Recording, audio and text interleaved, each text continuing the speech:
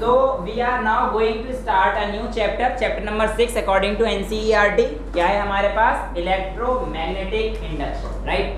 बेटे देखो, electromagnetic induction तो हम लोग समझ लेंगे, लेकिन उससे पहले हम लोगों को थोड़ी बहुत चीजें पता होनी चाहिए जो हमारे पास क्या होती है, मैग्नेटिक फ्लक्स। क्या होती है?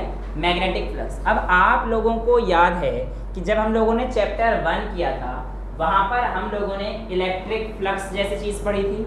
जिस तरीके से वहां पर हम लोगों ने इलेक्ट्रिक फ्लक्स पढ़ा था, यहाँ पर क्या आ जाता है? सिंपल मैग्नेटिक फ्लक्स, और कोई चेंज इसमें नहीं है।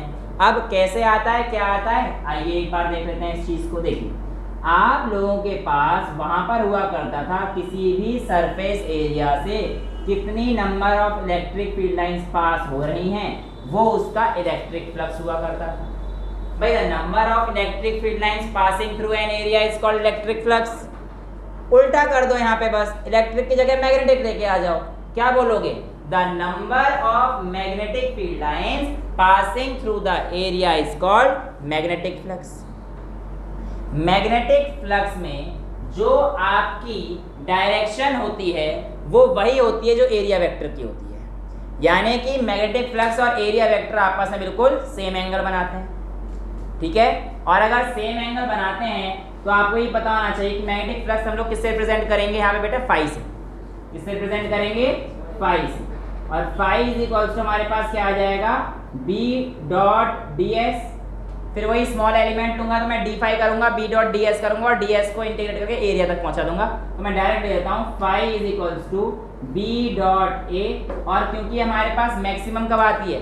0 डिग्री पे आती है, तो इसका मतलब हमारे पास कॉस का एंगल बना रहा है, और ये आपके पास पता रहना चाहिए। Phi is equals to B A times cos theta.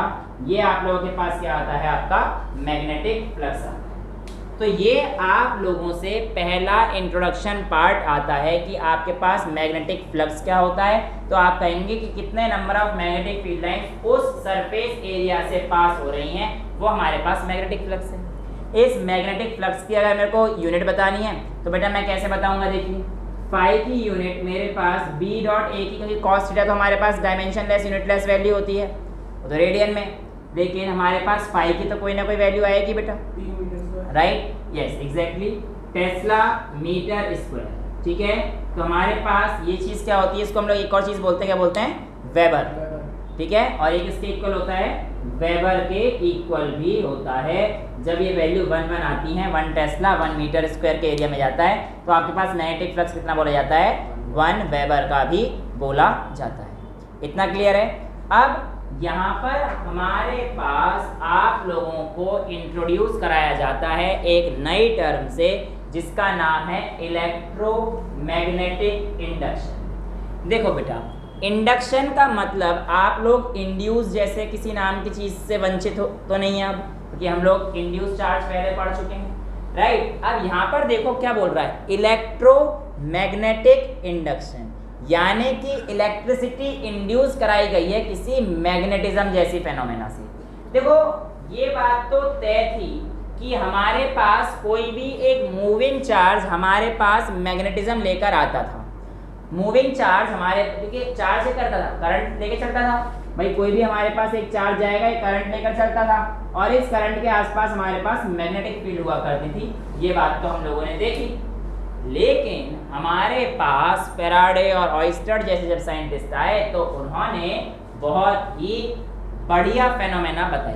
उन्होंने कहा, अगर ये सच है कि आपके पास कोई एक करंट या मूविंग चार्ज मैग्नेटिज्म प्रोड्यूस करता है, तो इसका उल्टा, यानी कि मैग्नेट भी आप लोगों का करंट प्रोड्यूस करता होगा। अब उन्होंने क्या किया? एक्सपेरिमेंट करते गए और देखते गए, और वही एक्सपेरिमेंट हम लोगों को आज समझने भी है कि किस तरीके से उन्होंने काम किया होगा और क्या किया होगा। तो ये आप लोगों के पास इंट्रोडक्शन रहता है कि इलेक्ट्रोमैग्नेटिक इंडक्शन है क्या और किस तरीके से काम करेगा, और मैग्नेटिक फ्लक्स हमारे पास क्या आता है। स्टार्ट करते हैं हमारे पास सबसे पहले टॉपिक जहाँ से हमारे पास कहानी शुरू होती है, और उसके बाद हम लोग कुछ चीज़ों को देखें, राइट। देखो बेटा, यहाँ पर मैं आपसे कहता हूँ कि मेरे पास एक कॉइल रखी हुई है, और ये कॉइल लेट से किसी एक गैल्वेनोमीटर से कनेक्टेड है, राइट। अब मैंने कहा कि जब मैं आप लोगों के पास मैग्नेट को लेकर आ रहा था, किसको लेकर आ रहा था, मैग्नेट को लेकर आ रहा था, साउथ से नॉर्थ, नॉर्थ से कुछ भी हो सकता है। देखो अभी इससे चेंज क्या हुआ है तो हम लोग बाद में देखेंगे, बट अभी हमें ये देखना है कि जब हमारे पास ये स्टेशनरी है, ये क्या है हमारे पास स्टेशनरी है, मेरा कॉइल अभी स्टेशनरी है, तो मेरे पास यहाँ पर क्या हो रहा था, साउथ से नॉर्थ पोल, पोल अभी छोड़ दो, यही पोल जब मैं कराऊंगा तो लेंस लॉ को लेके आएंगे तब हम ध्यान से देखेंगे। तो यहाँ पर हमारे पास क्या हो रहा था कि जब मैं मैग्नेट को पास लेकर आया तो मेरे पास गैल्वेनोमीटर में निडल डिफ्लेक्शन हो गई, गैल्वेनोमीटर में निडल डिफ्लेक्शन हो गई। अच्छा, और लेट्स से कि जब मैं इस तरीके से पास लेके आ रहा था तो एक तरफ डिफ्लेक्ट हुई, लेट्स से कि वो लेफ्ट की तरफ डिफ्लेक्ट हुई, ठीक है। और जब मैं इस निडल को दूर लेकर जा रहा था तब भी मेरी निडल डिफ्लेक्ट हुई, ठीक है, लेकिन वो किस तरफ हो गई, उल्टी तरफ डिफ्लेक्ट हो गई। लेकिन जब मैंने एक ही जगह पर कांस्टेंट करा तो वो डिफ्लेक्ट नहीं हुई, तो ये तो बड़ी दिक्कत वाली चीज हो गई, ठीक है। अब यहाँ पर हमारे पास उन्होंने कहा यार ये मतलब कुछ समझ सा नहीं आ रहा है ना, और आप लोगों ने पढ़ा भी होगा कि फैराडे जब ये काम कर रहे थे तब वो बड़ा परेशान हो गए थे, इस एक्टिविटी को करते करते करते करते बताया जाता है कि लैब में वो इतने जुनूनी और इतने पागल हो गए थे कि वो फ्रस्ट्रेट हो गए थे। कई सालों तक वो ये काम कर रहे थे कि उन्होंने एक अरेंजमेंट बना रखा था एक कॉइल का, और उसके बाद यहाँ से मैग्नेट को लेके आते, वो ऐसे लेके आ रहे थे और वो बार बार उस कॉइल के अंदर से ऐसे मैग्नेट को लेके आते और ऐसे निकालते आराम से, उसमें डिफ्लेक्शन ही नहीं आ रहा था। जबकि कहानी तो ये थी कि कोई भी चीज़ अगर आती तो डिफ्लेक्शन आना चाहिए था। वो दोबारा से ऐसे ही कर रहे थे, भैया चला जा आ जा, मतलब डेली उनका यही काम होता था कि किसी दिन तो आएगा रिजल्ट, पर बार बार रिजल्ट नहीं आ रहा था। फिर फाइनली एक दिन वो ऐसा कहा जाता है गुस्से में आए, और गुस्से में आने के बाद उन्होंने कहा मैं एक्सपेरिमेंट ही बंद कर रहा हूँ, जो है भागने गया, और उनके सामने एक ऐसी मैग्नेट रखी हुई थी, मैग्नेट रखी हुई थी उनके सामने, उन्होंने उठाया और कहा कि इसने मेरा इतना टाइम बर्बाद कर दिया, ऐसा उसने गो टू हेल, और से फेंक दिया उसको। जैसे उन्होंने मैग्नेट फेंका मैग्नेट डिफ्लेक्शन आ गया, एक्सीडेंटल डिस्कवरी बोल सकते हैं। मतलब परेशान हो गया, वो फेंक रहे थे क्योंकि मैं छोड़ ही रहा हूँ, सब कुछ बंद ही कर रहा हूँ, अचानक जैसे उन्होंने फेंका मैग्नेट को कॉइल में से पास कराया, ऐसे डिफ्लेक्शन शो कर दिया। वो भाई सब खुशी का ठिकाना ही रहा उनका, उन्होंने कर लो बात, कहा 2-2 साल हो गए, पता नहीं कितना टाइम हो गया, ये डिफ्लेक्शन नहीं आके दे रखा था, गुस्से जब छोड़ने जा रहा हूँ तो हमारे पास जो है डिफ्लेक्शन आ गया। तो कुल मिला के कई बार कहानी आप लोगों के साथ भी ऐसी होती है कि आप मेहनत करते हो, करते रहते हो, लेकिन हो सकता है रिजल्ट मिलने से एक स्टेप पहले आप वापस जा रहे हो। जब तक रिजल्ट ना आए ना तब तक उस मेहनत को छोड़ो मत। फराडे भी अगर वहाँ से चले जाते तो हाँ ये आसानी रहती कि आपको शायद ये टॉपिक ना पढ़ना पड़ता लेकिन कोई और करता, फिर पढ़ा नहीं तो कोई और, है ना। तो क्या है, मैं समझ रहे हो कि जब तक मंजिल ना मिले तब तक रुकना नहीं। वेल वापस आते हैं कि ऐसा क्यों हुआ कि जब हम लोग बहुत ही धीरे धीरे से जब वो फराडे लेके आ रहे थे तब तो कुछ नहीं हुआ, लेकिन जब उन्होंने अचानक फेंका तब कुछ हो गया। एक्चुअल में यहाँ पर आप लोगों को समझ में आनी चाहिए कि हमारे पास फंडा क्या हुआ, और अब ध्यान से समझिएगा बेटा। मैं ऐसा करता हूँ, यहाँ पे अभी नॉर्थ पोल लेके आया हूँ, ठीक है, नॉर्थ पोल और साउथ पोल, ठीक है। अब आप लोगों को पता है कि नॉर्थ पोल से मैग्नेटिक फील्ड लाइन्स हमारे पास क्या होती हैं, ऑरिजिन होती है, और साउथ पोल पर जाकर मिलती है, ठीक है। अब होता क्या है कि जब आप इस मैग्नेट को इसके पास लेकर जा रहे हैं, देखो अभी क्या होगा कि यहाँ से मैग्नेटिक फील्ड लाइन्स जा रही होंगी, इस फील्ड एरिया से मतलब जा तो रही होंगी, पर बहुत ज़्यादा आपके पास मैग्नेटिक फील्ड लाइन्स नहीं जाएंगी। लेकिन जैसे जैसे आप इसे पास लेके जाओगे तो ये वाली इसके पास से जाएगी, और पास लाओगे तो और पास होती जाएंगी, यानी कि जैसे जैसे आप मैग्नेट को पास लेके आ रहे हो तो number of magnetic field lines बढ़ रही है, right. Number of magnetic field lines किससे बढ़ रही है, पासिंग थ्रू द एरिया बढ़ रही है। The number of magnetic field lines passing through the area को हम लोग क्या बोलते हैं, मैग्नेटिक फ्लक्स बोलते हैं। सबसे पहले ये चीज होता है, मैं आपको कह रहा हूँ कि जब भी आप इसको मूव करा रहे हैं तो आप क्या चेंज कर रहे हो, उसका मैग्नेटिक फ्लक्स चेंज कर रहे हो, और इस मैग्नेटिक फ्लक्स के चेंज कराने की वजह से आपके पास यहाँ पर एक EMF इलेक्ट्रोमोटिव फोर्स इंड्यूस हो जाती है। क्या हो जाती है, एक इंड्यूस EMF आ जाती है, और इस इंड्यूस EMF की वजह से आपके पास एक करंट डेवलप हो जाता है, और इस करंट को हम लोग क्या कहते हैं, इंड्यूस करंट। क्या बोलते हैं बेटा, इंड्यूस करंट। तो सबसे पहले क्या है, इंड्यूस करंट या इंड्यूस EMF, पहले EMF आता है, कभी भी करोगे पहले पोटेंशियल डिफरेंस आता है, फिर हमारे पास करंट आता है। तो इसी वजह से जब आप किसी भी मैग्नेट को लेकर आएंगे तो मैग्नेट को लेकर आने की वजह से उसमें से number of magnetic field lines क्या हो जाएंगी, बढ़ जाएंगी, और उसके बढ़ने, मेरे को बढ़ने से बेसिकली मतलब नहीं है, मुझे पता है चेंज होंगी। और जब number of magnetic field lines हमारे पास चेंज हुई तो उससे हमारे पास क्या है, इंड्यूस्ड ईएमएफ आया।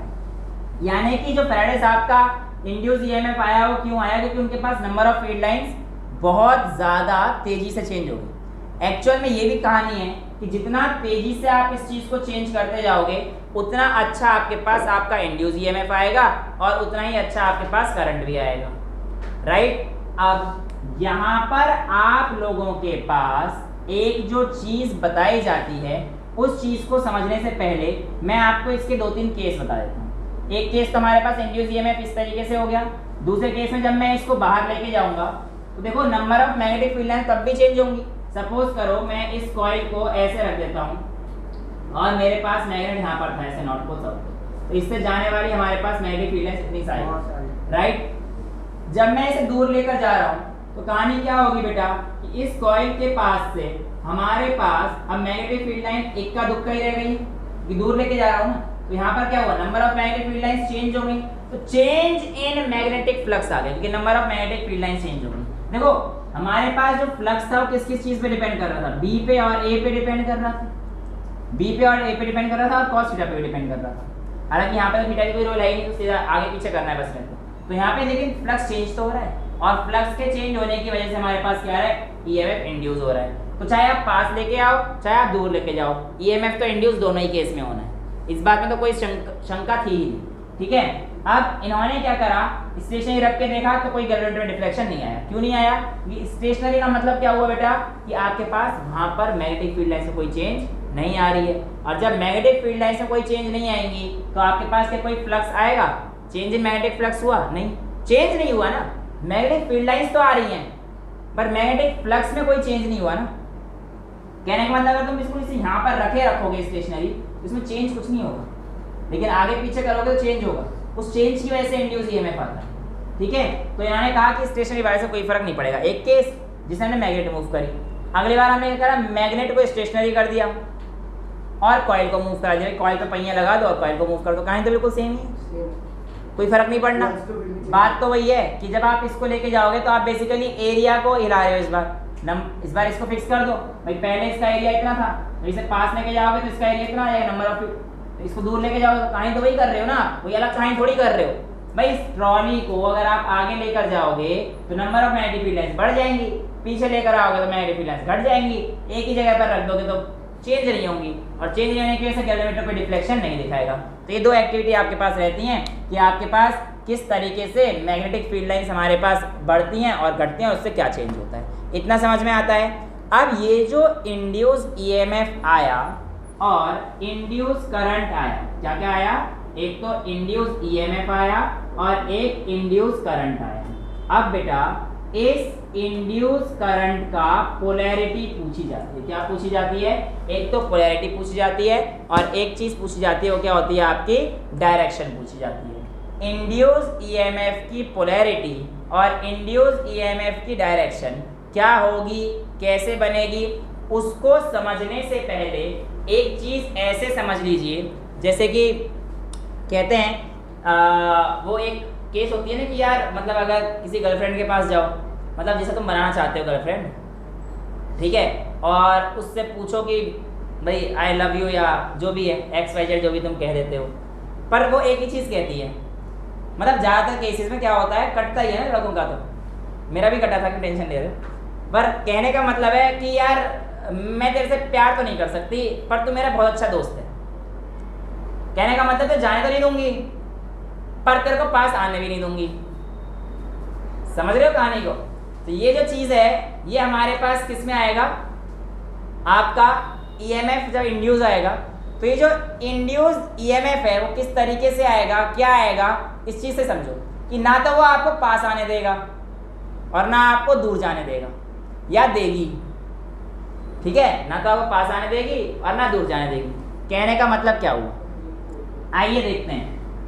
कहानी हमारे पास ऐसी है कि आप लोगों को यहाँ पर एक कॉइल, यहाँ पर एक कॉइल, ठीक है, क्लियर है। अच्छा, अब एक चीज़ और आपको पता होनी चाहिए, मैं आपको पहले भी करा चुका हूँ जब हम लोगों ने मैग्नेटिज्म चैप्टर शुरू किया था, वहाँ पर मैंने आपको बताया था कि कोई भी कॉइल में अगर हमारे पास क्लॉकवाइज घूम रहा है तो वो साउथ पोल की पोलैरिटी डेवलप करता है, राइट। तो आप लोगों को पता होना चाहिए कि जब भी हमारे पास कोई भी चीज़ क्लॉकवाइज घूम रही होती है तो हमारे पास कौन सी पोलैरिटी डेवलप करता है, साउथ पोलैरिटी डेवलप करता है, राइट। और हमारे पास ये क्लॉकवाइज घूम रहा है तो साउथ पोलैरिटी हो गई। और जब भी हमारे पास कोई चीज़ एंटी क्लॉकवाइज घूम रही होती है, यानी कि कुछ इस तरीके से घूम रहा होता है, तो बेटा ये हमारे पास कौन सी पोलैरिटी डेवलप करता है, नॉर्थ पोलैरिटी डेवलप करता है, ठीक है ना। तो इसमें आपको ये इसकी डायरेक्शन में एरो लगा दिया करो, तो ये देखो आपको एन दिख रहा है और यहाँ पे देखो इसकी डायरेक्शन में तुमने एरो लगाया तो एस दिख रहा है। तो ये आपके पास जब भी एंटी क्लॉकवाइज आता है तो आपके पास कौन सी आती है, नॉर्थ पोल, और क्लॉकवाइज आता है तो हमारे पास क्या होता है, साउथ पोल होता है, राइट।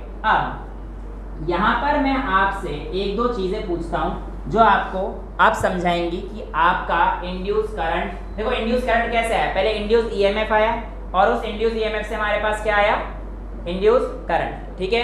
अब इंड्यूस ईएमएफ कब आया ये आपको पता होना चाहिए।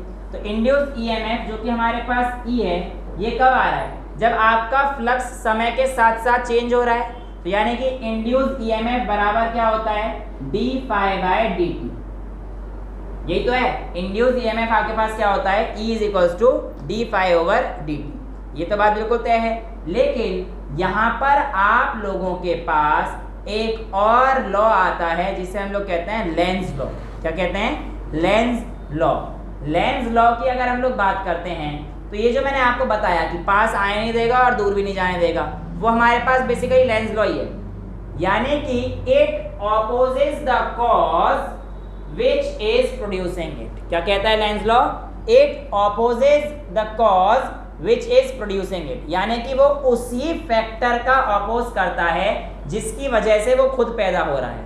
कहने का मतलब ऐसे समझ में नहीं आएगा, आइए ऐसे समझते हैं। मैं आपसे कहता हूं कि मेरे पास बेटा ये एक कॉइल रखी हुई, ठीक है, और यहाँ पर एक मैग्नेट आपका रखा हुआ है नॉर्थ पोल से साउथ पोल की तरफ, ठीक है। अब जब नॉर्थ पोल से हमारे पास क्या आएंगी, मैग्नेटिक फील्ड लाइंस आएंगी, और इस मैग्नेटिक फील्ड लाइंस की वजह से यहाँ पर क्या आ गया है, इंड्यूस ईएमएफ आ गया। कि number of magnetic field lines जब हम लोग इसे पार्ट लेके आ रहे थे तो हमारे पास क्या हो रहा था, d phi by d t change हो रहा था। तो ये इसका मतलब क्या कहना चाह रहा हूँ कि इसका अपोज करेगा। कैसे, आइए देखते हैं। जब आप इसको पास लेकर आ रहे हो तो इसमें से number of magnetic field lines तो पास ऑन हो रही हैं, ठीक है। अब ये अपने पास जब आप इसको लेकर आ रहे हैं, यहाँ पर आपसे पूछा जाएगा कि बताओ इसकी पोलैरिटी इस तरफ क्या होगी और इस तरफ क्या होगी। जब आप इसको पास लेकर आ रहे होंगे तो आप क्या चेंज कर रहे हो, इसमें से मैग्नेटिक फील्ड लाइंस चेंज कर रहे हो, फ्लक्स चेंज कर रहे हो बेसिकली। अब इस फ्लक्स को आप पास लेकर आ रहे हो तो ये क्या चाहेगा कि ये दूर जाए। क्यों, मैंने क्या बोला, it opposes the cause which is producing it. भाई इसमें अगर इंड्यूस ईएमएफ आया है तो वो किसकी वजह से आया है, इसी मैग्नेट की वजह से आया है, यानी कि इसका कॉज तो यही है। अब ये इसी को अपोज करेगा। अब अपोज कैसे करेगा बेटा, जब आप इस मैग्नेट को पास लेकर आओगे नॉर्थ पोल से तो ये चाहेगा कि मेरे पास ना आए। देखो वही वाली बात हो गई कि भैया मेरे पास मत आ, ज्यादा पास आए नहीं देंगे हम तुम्हें, भैया यहाँ तक आ जा बस। क्यों, क्योंकि जैसे ये पास आएगा ये इस पॉइंट पर क्या डेवलप कर लेगा, नॉर्थ पोलैरिटी डेवलप कर लेगा। यानी कि यहाँ पर हमारे पास जो करंट होगा कैसे घूमना शुरू हो जाएगा, एंटी क्लॉकवाइज घूमना शुरू हो जाएगा। तो ये आपको समझ में आ गया। क्यों, अभी बताया मैंने आपको, नॉर्थ पोल को भगाना है तो यानी कि मेरे पास यहाँ पर मुझे क्या चाहिए, नॉर्थ पोल, तो ये कैसा घूमना शुरू हो जाएगा, एंटी क्लॉकवाइज। तो इसमें जो इंड्यूस करंट की डायरेक्शन आएगी वो कैसी आएगी बेटा, एंटी क्लॉक, क्योंकि इंड्यूस ईएमएफ सेटअप होगा पहले, वो हमारे पास एंटी क्लॉकवाइज होगा। क्योंकि मैं इसे पास लेके आ रहा हूँ तो ये क्या चाहेगी, पास ना आए। जो भी चीज हो रही है उसका अपोज करेगा, जिसकी वजह से ये कॉज हुआ है इंड्यूस ईएमएफ, उसका अपोज करेगा। तो किसकी वजह से कॉज हो रहा है, पास आते समय मैग्नेटिक फ्लक्स के बदलने की वजह से हुआ है, तो इसलिए इसका अपोज करेगा। और यहाँ पे कौन सी पोलैरिटी डेवलप करना चाहेगा, नॉर्थ पोलैरिटी, ताकि ये दूर चला जाए। ये तो एक केस हो गया जब हम लोग पास लेके आ रहे हैं, तो इसके आप यहाँ पे कौन सी पोलैरिटी डेवलप हो जाएगी, नॉर्थ पोलैरिटी डेवलप हो जाएगी, और ये फिर उसको दूर भगाना चाहेगा। अब केस दूसरा देख लेते हैं। भाई होता तो यही है, अगर एक से रिजेक्ट हो गए, मान के चलो भाई मेरे को किसी ने रिजेक्ट कर दिया, कराई था, अब अगर मैं रिजेक्ट हो गया तो क्या करेंगे भाई, दूसरी देख लेंगे। लेकिन जैसे ही मैं जा रहा था उसने कहा सुन, और जैसे उसका वो सुन था तो मैं बदल जाऊंगा। होता है ऑब्वियसली, होता ही है ना। एक बार वही है, एक लड़की का ब्रेकअप हो जाए तो भैया 10 लड़के खड़े रहते हैं, अरे हम है ना आपके लिए, और एक लड़के का ब्रेकअप हो जाए अबे तेरा तो कट्टा ही था। तो कुल मिला के कहानी यहाँ पर भी यही है, अगर उसने सुन बोल दिया, कितने ही शब्द उसने बोले हों, वो सारे के सारे शब्द हमारे, हम पिघल जाएंगे, सख्त लवंडे नहीं रहेंगे। मतलब यहाँ पे रिजेक्शन हो गया है बेसिकली, तो हमें ऐसा लगता है भाई आज से सब कुछ खत्म, अब इससे बात भी नहीं करूँगा। लेकिन जैसे तुम 2 कदम आगे रखना चाह रहे थे, उस स्टेज से आगे निकलना चाह रहे थे, उसकी एक आवाज़ है सुनो, और वो सुनो तो भैया तुम्हें ले गया। तुमने क्या करा, सारी डेडिकेशन की ऐसी की तैसी, और तुमने कहा हाँ। मतलब जब तुम दूर जा रहे हो तो वो तुम्हें दूर जाने नहीं देगी, यानी कि तुम्हारे दूर जाने के फैक्टर को भी अपोज करेगी। कैसे, ये देखो, अगर आप यहाँ पर इस तरीके से दूर जा रहे हो तो बेसिकली अब भी आप नेगेटिव फ्लक्स चेंज कर रहे हो, कि अब number of negative field lines घटेंगी। दूर जा रहे हो तो नेगेटिव फील्ड लाइंस घटेंगी, और नेगेटिव फील्ड लाइंस घटने की वजह से ये उस घटने का अपोज करेगा, और घटने का अपोज करेगा इसका मतलब क्या है, ये कैसे घूमना शुरू कर देगा, क्लॉकवाइज घूमना शुरू कर देगा, जिसकी वजह से यहाँ पे कौन सी पोलैरिटी आ जाएगी, साउथ पोलैरिटी। और अभी क्या करेगा, इसको अट्रैक्ट करेगा, पास जाएगा, फिर नॉट बन जाएगा। तो भैया कहानी यही चलनी है, ना तू मेरा हो सकता, ना मैं किसी का होने दूंगी। तो कुल मिला के ऐसे लोगों से दूर रहोगे। लेकिन लेंस लॉ पढ़ना जरूरी है। ये लेंस लॉ ये it opposes the cause which is producing it. इसीलिए हम, क्योंकि हमेशा अपोज ही करता है ना बेटा, इसीलिए हमारे पास जो इंड्यूस ईएमएफ आया, ये जो हमारे पास इंड्यूस ईएमएफ आया, बेसिकली इलेक्ट्रोमैग्नेटिक इंडक्शन के 2 लॉ हैं, एक फैराडे का नियम और एक लेंस का नियम। फैराडे के भी फिर फर्दर 2 लॉ आ जाते हैं। पहला क्या कहता है कि the number of magnetic field lines के डायरेक्टली प्रोपोर्शनल है, कि जो आपके पास इंड्यूस ईएमएफ है number of magnetic field lines के डायरेक्टली प्रोपोर्शनल है। ठीक है भैया, हमारे पास जितनी ज़्यादा मैग्नेटिक फील्ड लाइंस आएंगी उतना ज़्यादा हमारे पास फ्लक्स आएगा, और उतना ज़्यादा हमारे पास इंड्यूस ईएमएफ आएगा। और दूसरा लॉ कहता है कितनी तेजी से चेंज हो रहा है, उस पर डायरेक्टली प्रोपोर्शनल है। ठीक है, क्योंकि जितनी तेजी से चेंज होगा उतना हमारे पास इंड्यूस ईएमएफ बढ़ेगा। और लेंस लॉ कहता है कि हमारे पास जिस फैक्टर की वजह से वो कॉज हो रहा है, उससे हमारे पास क्या हो रहा है, उसको अपोज किया जाएगा। और क्योंकि अपोज किया जाएगा तो हमारे पास आंसर हमेशा क्या आ जाता है, माइनस में आ जाता है। इसलिए हमारे पास ई क्या रहता है, minus of d phi by d t, और फाई आपके पास क्या रहता है, बी डॉट डी एस या बी ए कॉस थीटा। ये हम लोग देख चुके हैं, समझ में आई इतनी बातें। तो लेंस लॉ और इसके बातों को मिलाकर, फैराडे की बातों को मिलाकर हम लोगों ने क्या बताया, इलेक्ट्रोमैग्नेटिक इंडक्शन का फंडा बनाया, और उस इलेक्ट्रोमैग्नेटिक इंडक्शन के फंडे को हमने यहाँ पर देखा। अब मैं आपसे कहता हूँ, सपोज करो कि मेरे पास एक कॉइल है, तो अगर मैं इसको मान के चलो, ये कॉइल है सपोज, ठीक है, और मेरा यहाँ पे नॉर्थ पोल है और यहाँ पे साउथ पोल है। मैं अगर उसको ऐसे फेंकता हूँ, ये यहाँ से और फ्री फॉल होकर इसके अंदर से पास भी हो गया, मतलब यहाँ से भी गया और इसके पीछे, देखो बोर्ड के पीछे चला गया। ठीक है, अब मैं आपसे कहता हूँ, जब मेरे पास कहानी थी, जब ये इसके ऊपर था, जब ये बेसिकली कहानी ऐसी है कि आपका ये जो कॉइल है, इसको अगर मैं लेता हूँ तो ये कहानी, ये आपका कॉइल आ, ठीक है। अब मैं कह रहा हूँ कि ये मैं मैग्नेट इसके अंदर से डालने वाला हूँ। जब मैं मैग्नेट डालूंगा तो इसके अंदर से निकल तो जाएगा, ये तो आपको दिख ही रहेगा, निकल गया, है ना। लेकिन जब मैंने यहाँ से इसको डाला तो इस पॉइंट पर मेरे पास एक्सेलरेशन जो इसका आएगा, क्या वो जी से ज़्यादा होगा, या फिर जब मैं यहाँ पर इसके नीचे होऊंगा तब ज़्यादा होगा, या फिर यहाँ पे भी कम होगा, यहाँ पे भी कम होगा, या फिर यहाँ पे कम होगा, यहाँ पे ज़्यादा होगा।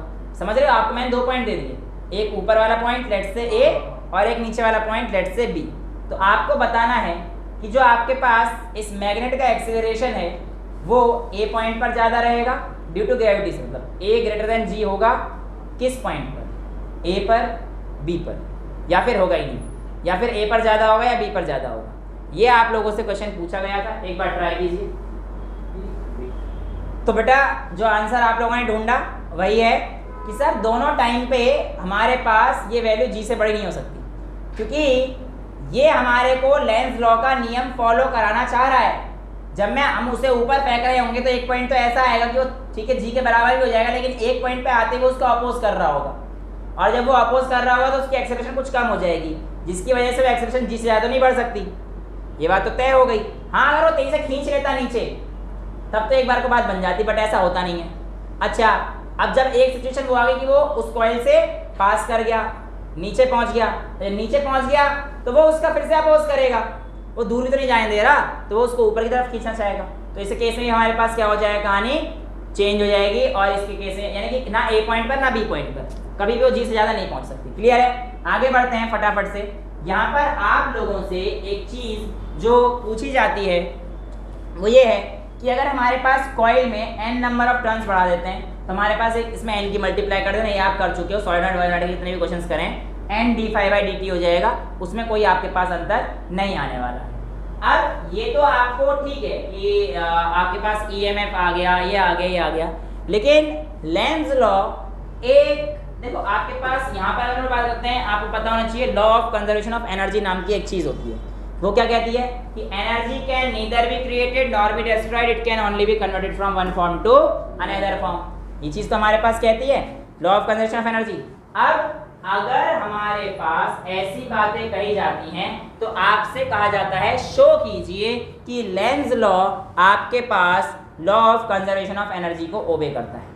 Well to be very honest, कोई ऐसा तरीका नहीं है जिससे मैं ये शो कर सकूं कि या प्रूफ कर सकूं कि लेंज लॉ ओबे करता है, बट हाँ उसका कॉन्ट्राडिक्शन यानी कि ऑपोजिट चीज़ लेकर मैं बस जस्टिफाई कर सकता हूँ, प्रूफ नहीं कह रहा मैं जस्टिफाई कर सकता हूँ कि हाँ जो लेंज साहब ने बात कही थी वो बात बिल्कुल यानी कि E = -d∅dt सही है।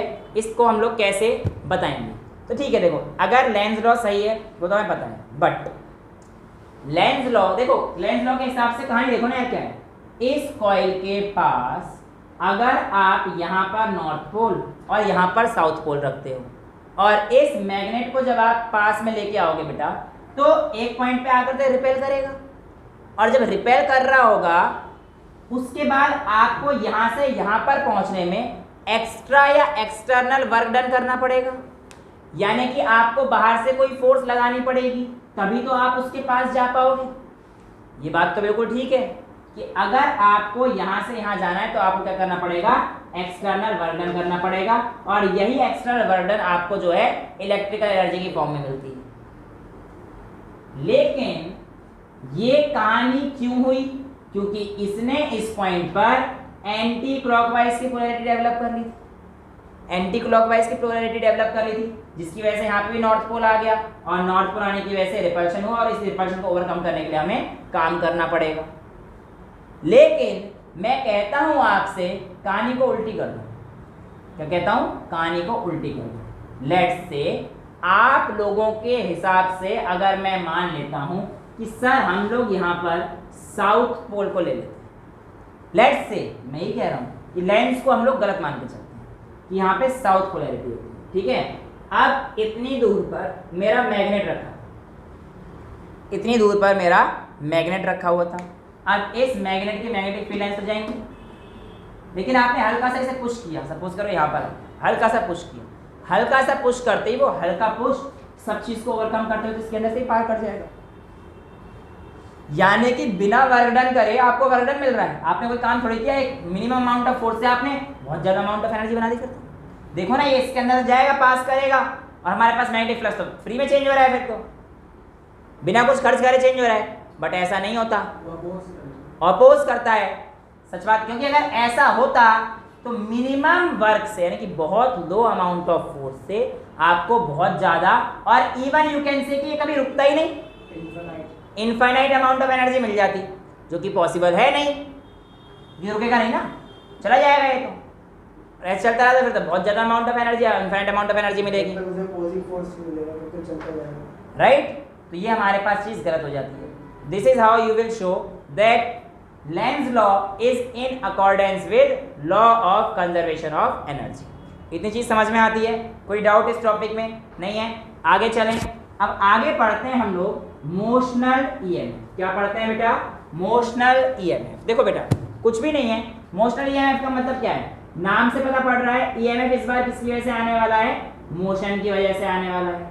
ईएमएफ किसकी वजह से आने वाला है हमारे पास? मोशन की वजह से आने वाला है। और इस मोशन की वजह से ईएमएफ कैसे आएगा ये देख लेते हैं। लेट्स से कि मेरे पास एक मैग्नेटिक फील्ड है जो कि हमारे पास अंदर की तरफ ऐसे चली गई है,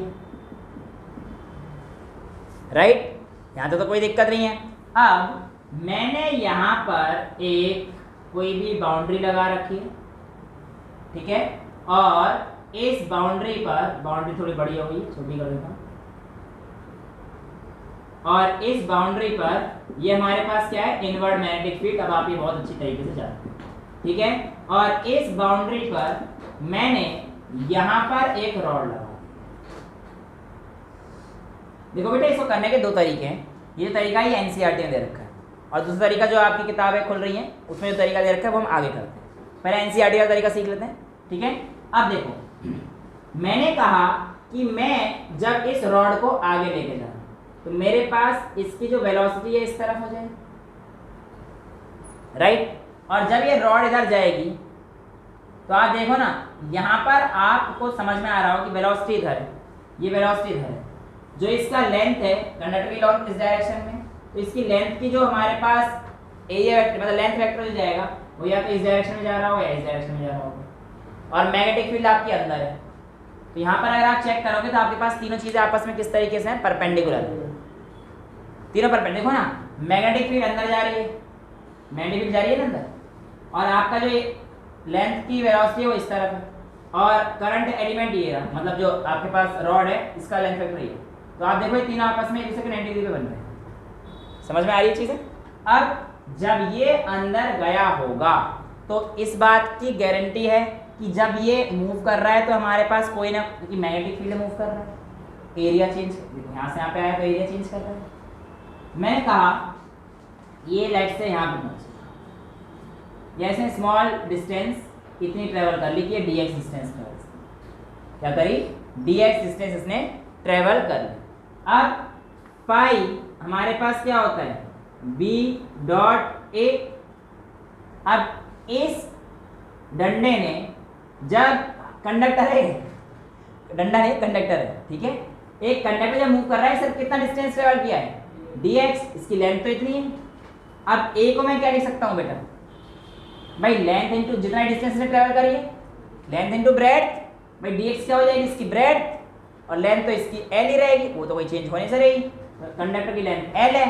तो मेरे पास phi is equals to b dot a की वैल्यू क्या आ जाएगी, l dot dx, l dot dx आ जाएगी मुन्ना। क्लियर है यहाँ तक। अब मेरे को निकालना था इसका मोशनल ईएमएफ कितना आएगा। इंड्यूस ईएमएफ तो हम लोग देख चुके थे, अभी मोशन की वजह से आ रहा है ना ईएमएफ, तो ईएमएफ कितना होता था, d फाई ओवर dt। अब इसमें जो चेंज होती रहेगी बार बार वो क्या होगी, dx से चेंज होगी बस, भाई ना तो इसकी l चेंज होने वाला, ना मेरा मैग्नेटिक फील्ड चेंज होने वाला, वो तो कांस्टेंट रह जाएगा। तो मैं लिख सकता हूँ b times l dot dx over dt, लिखा जा सकता है इस चीज को। और dx ओवर dt क्या होता है आप लोगों का, वेलोसिटी। तो हमारे पास e कितना आ जाएगा, b/l/v। तो ये आप लोगों से पूछा जाता है कि आपका मोशनल ईएमएफ कितना आता है, तो आपके पास आपका आंसर क्या आता है, b into L into v.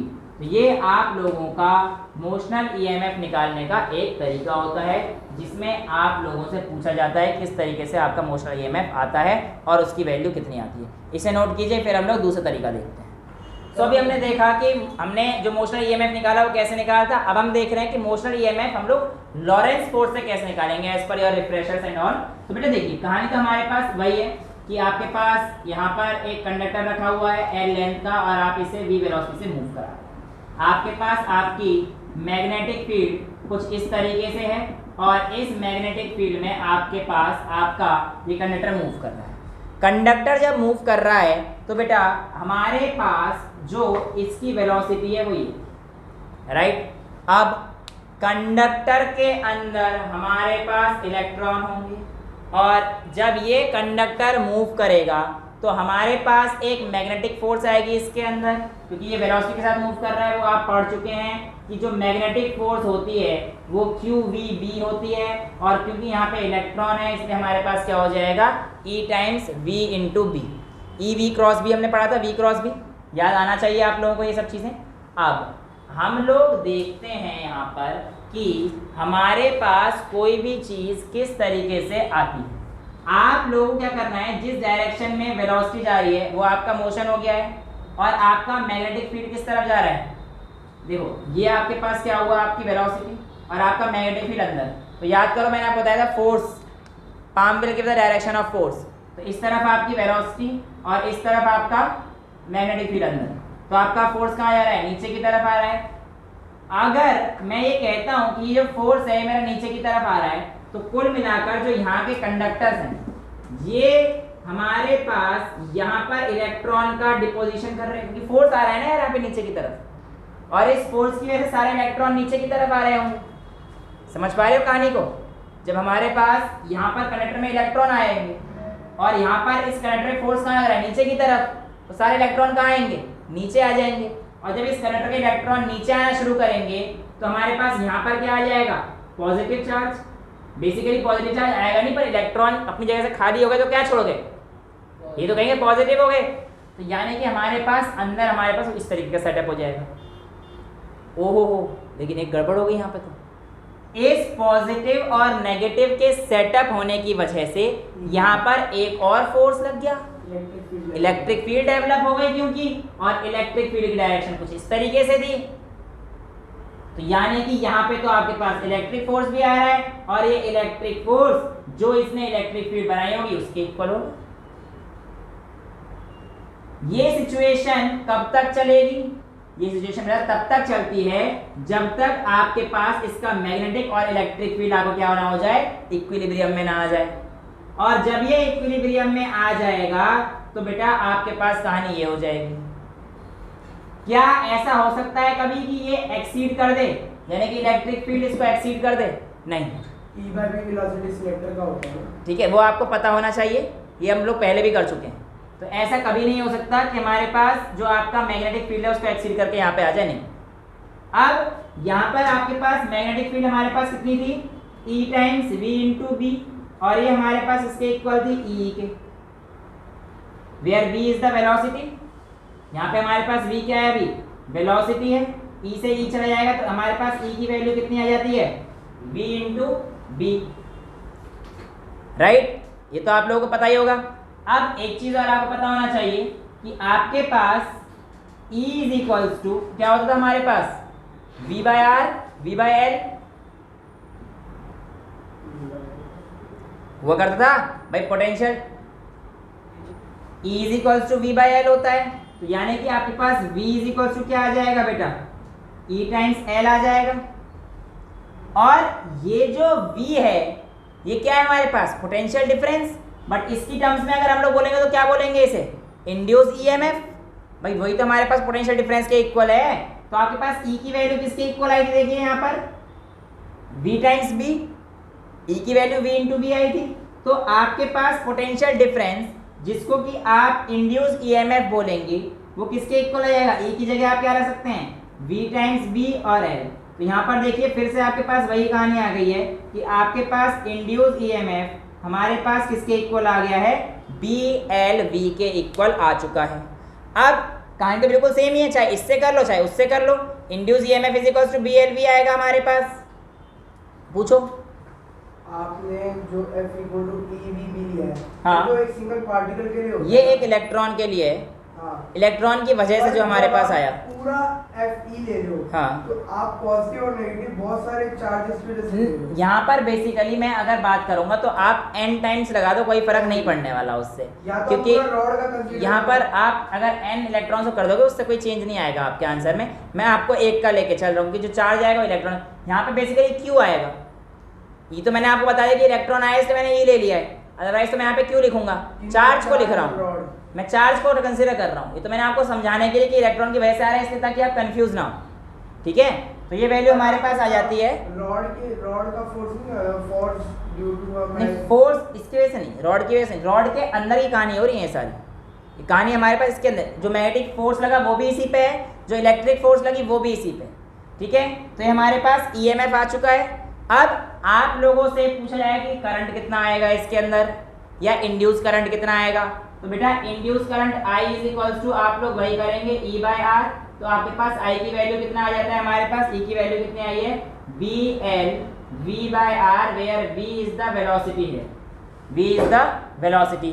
तो ये आ गया है। अच्छा, अब आपसे कहा जाता है कि ये जो करंट आया है कैसा करंट है, इंड्यूस ईएमएफ की वजह से आने वाला करंट है, और इंड्यूस ईएमएफ की वजह से जो करंट आता है वो कैसा आता है, इंड्यूस करंट आता है।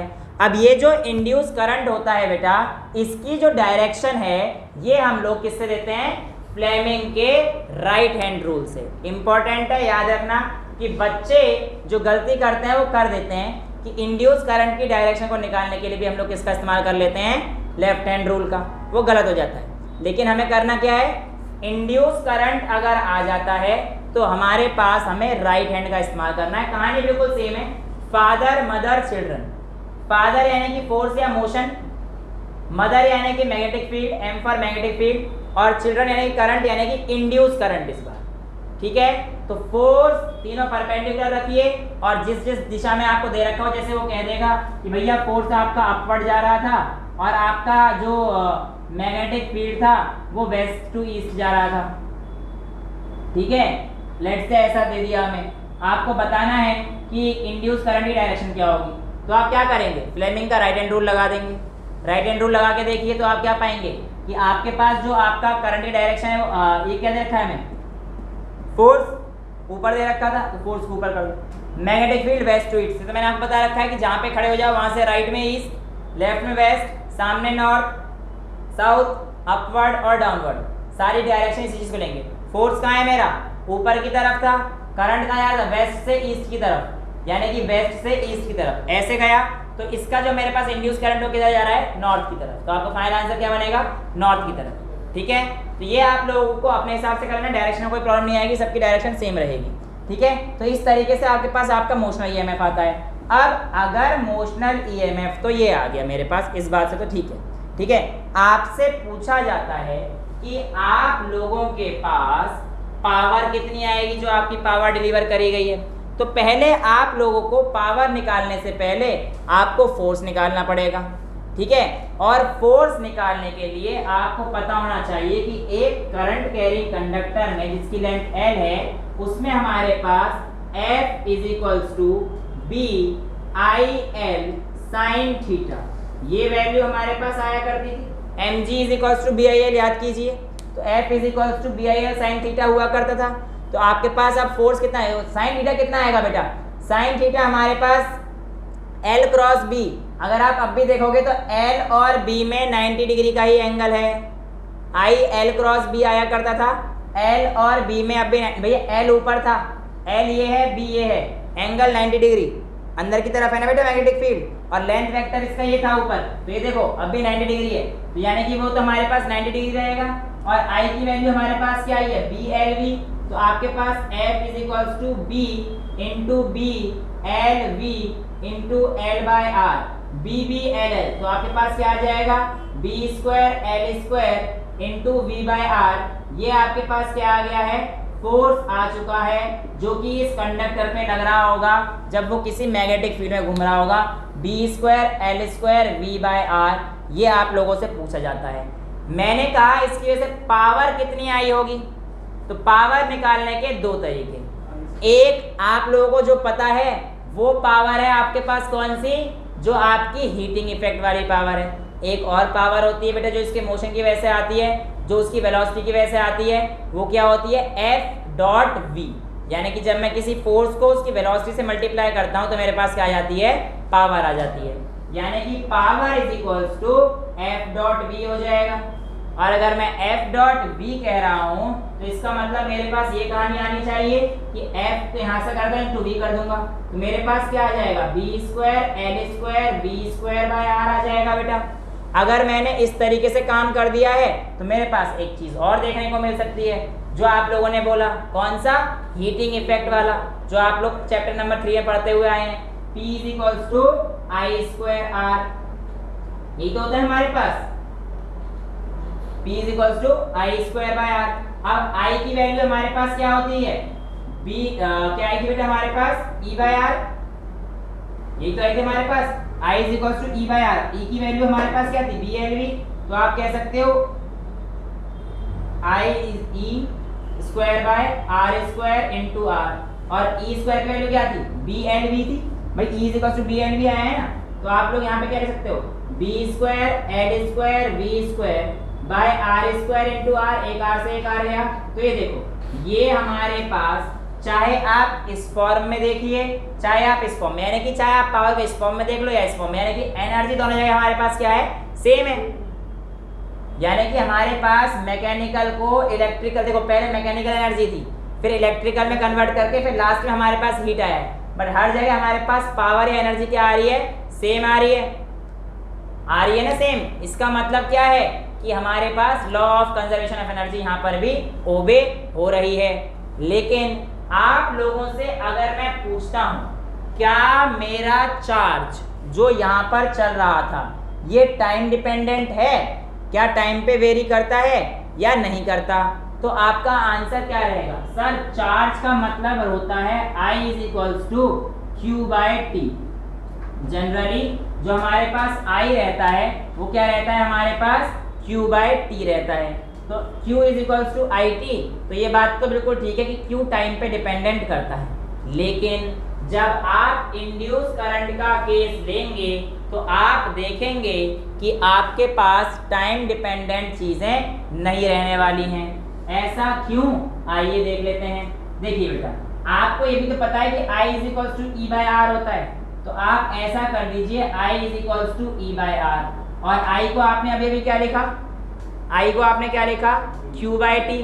मैं छोटे से एक पार्ट, जैसे उसने बोला बेटे ने भी कि बेटा सर आप एक छोटे से पार्ट ले रहे हो, तो मैं स्मॉल चार्ज ले लेता हूँ या एक स्मॉल इलेक्ट्रॉन लेता हूँ, DQ मान लेता हूँ उसकी वजह से मैं चार्ज।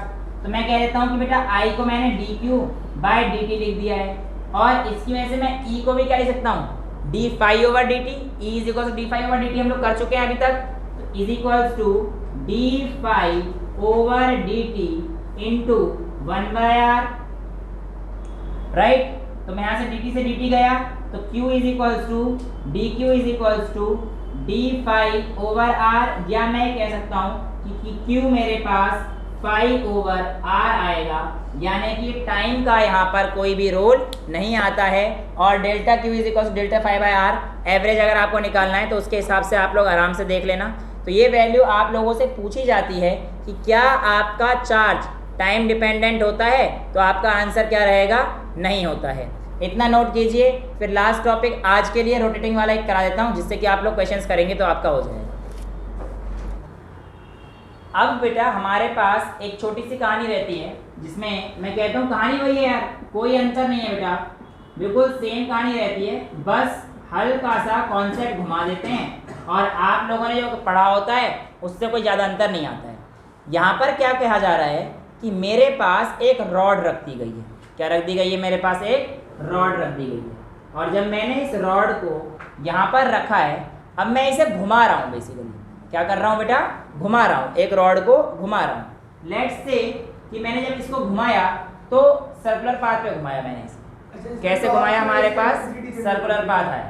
अब सर्कुलर पाथ आने की वजह से इस पर जो इंड्यूस ईएमएफ आएगा वो कितना होगा, अगर मैं ये आपसे पूछूंगा तो शायद थोड़ी सी दिक्कत हो सकती है। क्यों, क्योंकि जब ये सर्कुलर पाथ पे घूमेगा तो इसकी वेलोसिटी BL v वाली v नहीं रहेगी, उसके पास घूमने की वजह से हमारे पास क्या आ जाएगा, उसमें एंगुलर वेलोसिटी आ जाएगी, जो कि किसके इक्वल होगी, r ओमेगा के, या जो भी हमारे पास वैल्यू होगी इतने डिस्टेंस पे होगी।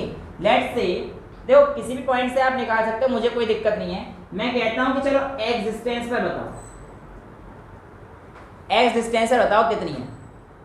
अब आप कैसे निकालोगे, यहाँ तो फंस जाओगे।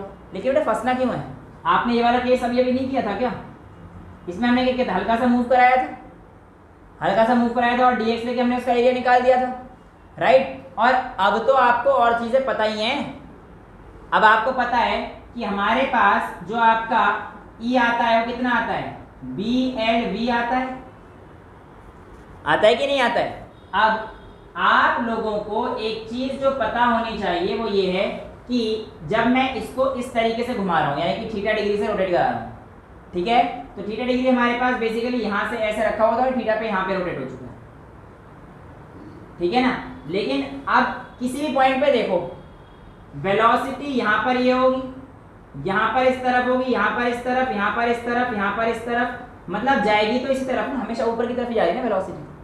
और आप अगर ध्यान से देखोगे तो बेटा याद रखना कि जो टॉप पॉइंट पे है इस पे वेलोसिटी सबसे कम है, और जैसे जैसे आप डिस्टेंस जा रहे हैं वेलोसिटी क्या होती जा रही है, बढ़ती जा रही है।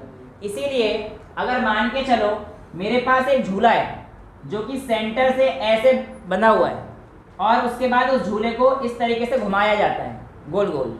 आपके पास मैंने 5 सीट के ऑप्शन दे रखे हैं, एक सीट ये, दूसरी सीट ये, तीसरी सीट ये, चौथी सीट ये और एक 5वीं सीट ये। तो आप किस झूले पे कौन सी सीट पर बैठना चाहेंगे?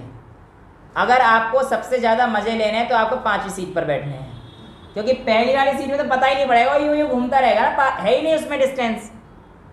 क्यों? यहाँ पे देखो वेलोसिटी कम है, मज़े लेने की बात करिए मैंने। मज़े तब आएंगे जब घूमेगा, जा ही रहेगा झूला झूले तो मज़े लो ना पूरे। मज़े कब आएंगे? जब तुम्हारे पास वेलोसिटी बढ़ेगी, और ये जब ऐसे पूरा वेलोसिटी कब बढ़ेगी, डिस्टेंस बढ़ेगा। तो सेंटर से जब आप डिस्टेंस बढ़ाओगे तो बेसिकली रोटेशनल इफेक्ट आता है, टॉर्क वगैरह में भी पढ़ाया जाता है क्लास 11 में भी। तो यहाँ पर आपका ये पूछा जाता है। पहले तो वापस इस पॉइंट पे आते हैं। मैंने कहा इस पॉइंट पे हमारे पास इंड्यूस्ड ईएमएफ कितना आएगा, राइट, क्योंकि नेगेटिव फील्ड है आपके पास, और जब इसमें हम लोग घुमा रहे हैं तो हमें पता है कि भाई चेंज तो अब भी कर रहे हैं यार। जब आप इसे ऐसे घुमा रहे हो किसी एक रॉड को, तो मैग्नेटिक फ्लक्स तो अब भी चेंज हो रहा है, क्योंकि number of magnetic field lines change तो होंगे जब आप थीटा एंगल चेंज करोगे। तो अब अगर E = BLV है तो हमारे पास V की वैल्यू क्या आ जाएगी बेटा? जितना हमारे पास ये डिस्टेंसेस को रेडियस, देखो अब यहाँ से अगर इस पॉइंट पे लेता हूँ तो ये घूमेगा तो इतना सर्कल कंप्लीट करेगा। समझ पा रहे हो? देखो यहाँ से पकड़ लो और ऐसे घुमा दो, तो हमारे पास ये जो V घूमेगा कितना घूमेगा, इतना डिस्टेंस, यानी कि इतना डिस्टेंस यानी क्या माना है, x टाइम्स जो इसकी ओमेगा रही हो। तो यानी कि V = आपके पास क्या आ जाएगा, x ओमेगा। अब L कैसे निकालूंगा मैं? L तो मेरे को दिक्कत देगा, L मेरे को दिक्कत देगा। अब मैंने क्या कहा, इस रॉड की वजह से मेरे को पूरा निकालना था, तो मैंने तो एक पॉइंट मान लिया, x ले लिया।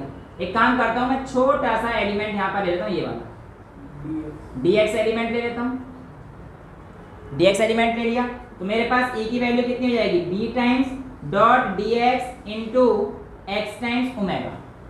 जहाँ पर आप रोटेट जो चीज, हाँ, जिस पॉइंट पे मैं लेना चाह रहा हूँ मैं उस पॉइंट को ले सकता हूँ। पॉइंट से b निकालो, उसी का पॉइंट पर हाँ, किसी का भी आपकी मर्जी, आप यहाँ पे ले लो, यहाँ ले लो, यहाँ ले लो, कोई फर्क नहीं पड़ेगा, क्योंकि मैं लास्ट में आपको एक तरीका बता दूंगा जिससे आपके पास सब जगह से आंसर सेम ही आना है, कोई फर्क ही नहीं पड़ना लास्ट में क्या। अभी देखो, अब एक काम करो, मुझे बताओ कि यहाँ पर कांस्टेंट क्या क्या चीजें हैं। b क्या चेंज होगा?